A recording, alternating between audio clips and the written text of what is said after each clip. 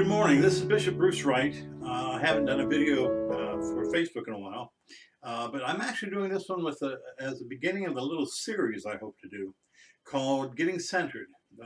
If you are familiar, if you're watching this, you probably already are familiar with our Pottery with Parkinson's website, Facebook website.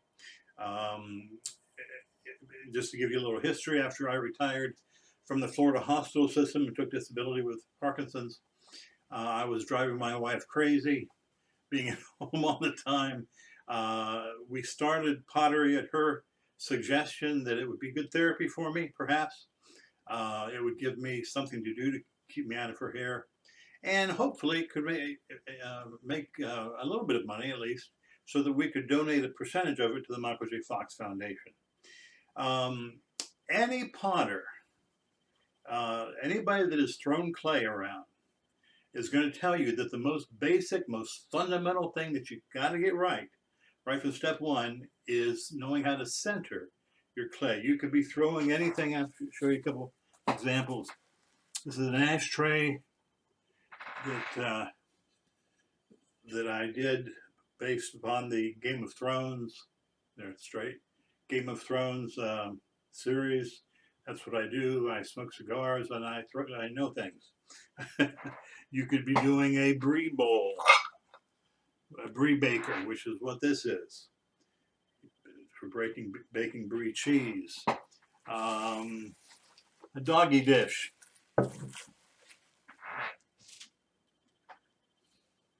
Again, no matter what it is you are throwing, it's got to be centered on the wheel. Otherwise, it will not come out.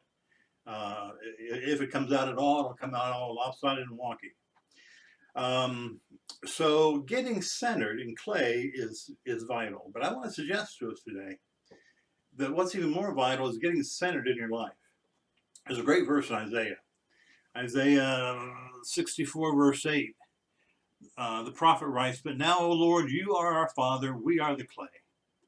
You are our potter, and all of us are the work of your hand." I like that. It's a great, pottery is a great metaphor, analogy for God shaping us, applying pressure where pressure is needed, making us into the type of vessel that He has planned for us to be. And the key, again, as in clay, so in each of us, the key is being centered on God. I like what a French philosopher named Simone Weil wrote in the middle of the 19th century, 20th century, I'm sorry, 1900s. She suggested that authentic spiritual transformation can only begin when people are willing to relinquish their position at the center of things. She referred to humankind's abiding idolatry, false divinity, she called it. The denial of self, she said, is the center is part and parcel of true discipleship. So I really believe that. I believe that all of us have innately within us an egocentrism, a need or a want or desire to be at the center, in control. And it's not until we realize that we don't do a very good job being in the center and being in control. God does a much better job if He's the potter and we're the clay, and He centers us and allows us, and we allow Him to be in charge. Things work out much better. But the problem is that that's not what our culture teaches us. Culture in our society says, watch out for number one. Always, always, always put number one first. Ricky Nelson, that famous American philosopher, songwriter, in his song Harvest Party, if you recall, he did a whole new set of songs at a concert. People wanted to hear his old stuff. Anyway, he wrote a song called Garden Party after that, and the lyrics went, he said, "But it's all right now. I've learned my lesson well. You see, you can't please everyone, so you got to please yourself. Watch out for number one." Look at our toys. iPad, iMac, iPhone. The only thing that's not I is the we, and it's spelled with two I's. We live in a culture that teaches us to be self-centered. Well, I want to suggest to us that in this video today and in some succeeding videos that I hope to get out, that learning how to be God-centered, how to have God at the core, is the key to not only successful clay throwing, but successful living. Thank you, and God bless you.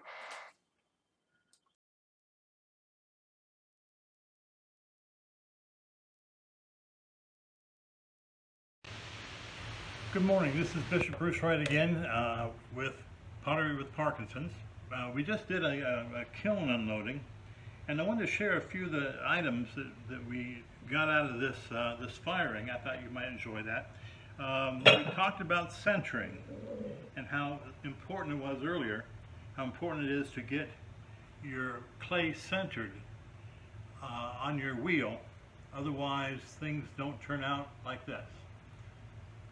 See how round it is? Perfectly symmetrical. Because it was centered. The time was taken to get it centered. Isn't that pretty? I think it's a beautiful glaze. Elaine was in charge of most of the glazing on this firing, and this one is a combination of, I think, Arctic blue, midnight blue, and maybe toasted sage. I'm not sure. But it's a beautiful bowl. Very pretty.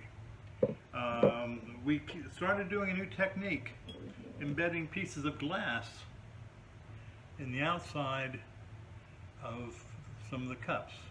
And look how it melts and runs. Isn't that pretty? Again, I think the color selection Elaine made is beautiful.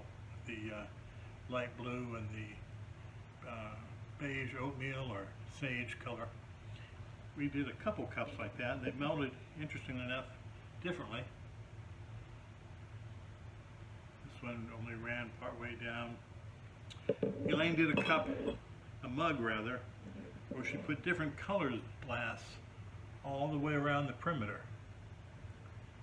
And that would make a beautiful cup of coffee first thing in the morning.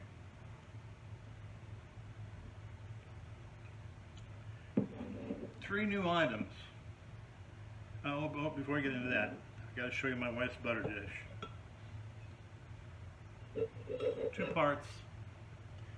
Now this is not thrown on the wheel, this is hand built. Obviously you can't throw a square piece of pottery on a round wheel. But actually you can, but that's a whole other issue.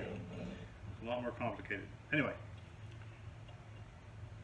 covered butter dish with a patterned glaze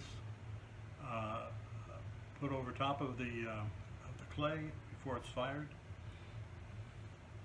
Very pretty. Okay, 3 new items that we just started doing.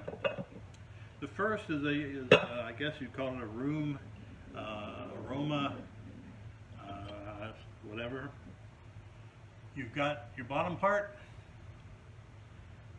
that holds the tea light. Your top part holds the aroma wax that you can get at Publix or Walmart. And as the tea light melts the wax, the aroma is released into the room. And isn't that glaze beautiful? That's a gem glaze, it's called. It's where the glaze actually has pieces of hardened glaze within it, so that it leaves that kind of mottled effect.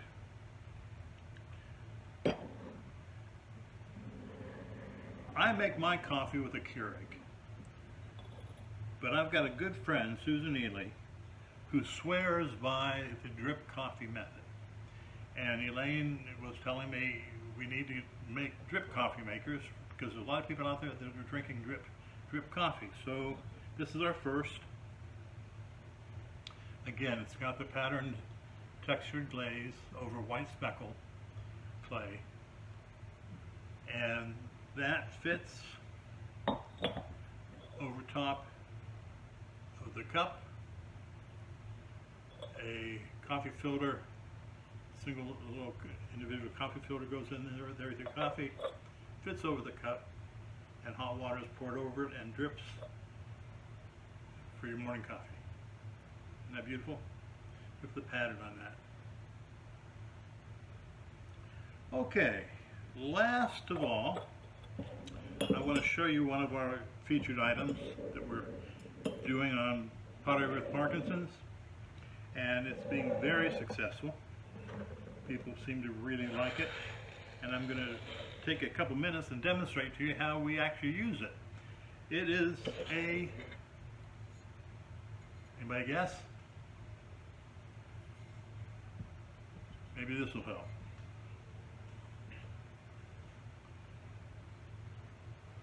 It is a garlic grater, okay? I don't know how many of you like your bread dipped into flavored olive oil at dinner time. Since we started making these garlic graters, my intake of French and Italian bread has quadrupled. But I think it's a good thing because the olive oil, they say, is good for me. Anyway, the way you do this, I'm going to turn the camera down here a little bit so that we have a better angle if I can. There we go. The garlic clove is grated against the bottom. We make these graters with the bottom being roughed up, I guess. I'm not too sure. It's called chattering in the pottery world. But you just take your garlic clove, rub it across the bottom to tear it up. Boy, does that smell good. Add your olive oil. I'm not going to do a whole lot because if I do, I end up eating it. And any other kind of herbs you like or Italian seasoning, I just like fresh ground pepper. And a little salt. Oh, I forgot the most important ingredient after the garlic. I'll be right back. You gotta have your bread. So once you've grated your garlic, add your olive oil, black pepper, salt, and the other herbs you might want. You just take your bread and dip.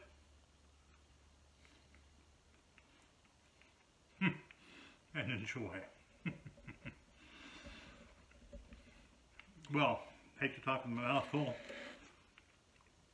but I'm going to. Again, this is Bishop Bruce Wright coming to you from potterywithparkinsons.com, and thank you for watching. That's good.